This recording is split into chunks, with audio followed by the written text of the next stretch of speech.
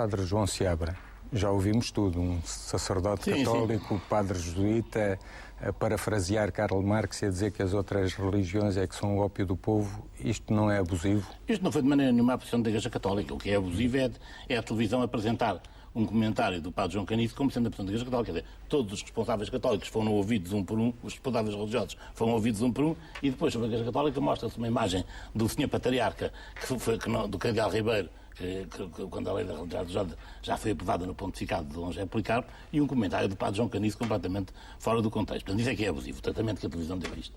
A posição da Igreja Católica foi claro, o senhor cardeal patriarca e eu próprio, que o senhor patriarca mandou-me à Assembleia para ir falar com os deputados, com a Comissão de Direitos Fundamentais sobre esta questão, dissemos sempre que a Igreja Católica é a favor da lei da liberdade religiosa, aprova esta lei tal e qual como ela está, a apoiou antes, apoiou depois e está absolutamente de acordo com o regime que ela estabeleceu. Mas aquela preocupação que se mencionava ali é verdadeira. Aquela preocupação é uma preocupação que o padre João Caniço ecoou, mas não é uma preocupação da Igreja Católica, é chamar a atenção. Se houver uma pessoa só que possa restar uma religião, a nós é completamente indiferente. Se isso prejudicar depois a ordem pública cuide disso. Portanto, o padre João Caniço fez aquela observação que é completamente marginal.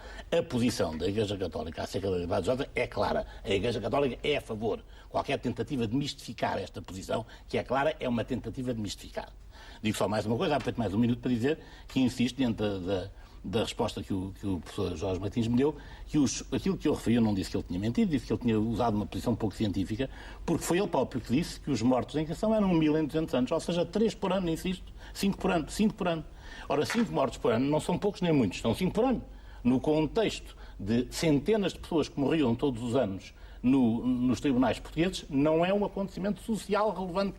Evidentemente, cada um deles é um abuso, uma falta de respeito pela liberdade religiosa, é uma coisa que daremos contas a Deus, é uma coisa que devemos pedir perdão. Mas não é o acontecimento determinante, quer dizer, a ideia que a historiografia Mário-Dominguista cria, de que se vivia numa espécie de ambiente de Gestapo, onde toda a gente tinha medo da Inquisição, porque os tribunais matavam 2 pessoas por ano, é uma ideia completamente destituída de fundamento histórico, e foi isso que eu disse. Não é uma ideia científica, é uma ideia emocional. Mas vai concordar que essas 2 pessoas, ou 5 que fossem por ano, eram 2 ou 5 a mais? Esse absolutamente não é o meu ponto. Quer dizer, desviar o ponto para isso é uma falta de seriedade do debate. O que eu estou a dizer é uma questão sobre saber se o ambiente social português era determinado pelo terror da Inquisição. E eu digo, não era. Não está provado que fosse. Não era. Os números os números do professor Jorge Martins não inculcam que fosse.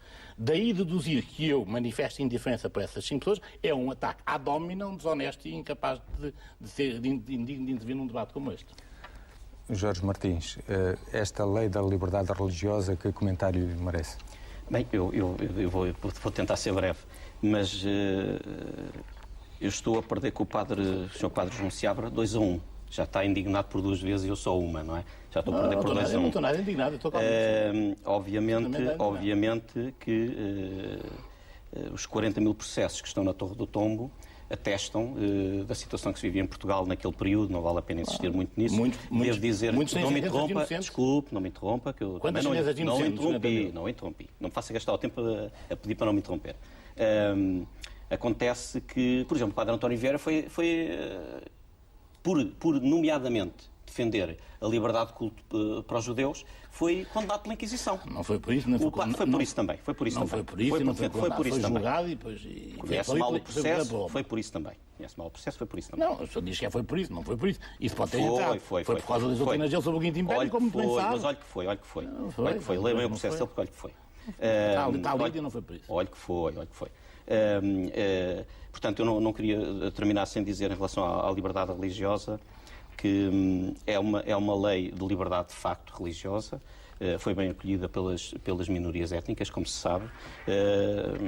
Faz-me muita confusão, sendo eu laico, defendendo uma sociedade laica, que haja uma religião que tenha privilégios, que continue a insistir-se numa concordata e que se exclua em algumas matérias a Igreja Católica dessa liberdade. Portanto, falta agora uma lei de igualdade religiosa e falta, de facto, construir um país verdadeiramente laico, que não é. Como se vê, a preocupação não é pela liberdade das outras religiões, a preocupação é contra a Igreja Católica. Manifesta-se nesta última intervenção. Contra a Igreja Católica. A preocupação é contra a Igreja Católica. Exatamente. A Igreja Católica quer hegemonizar o mundo.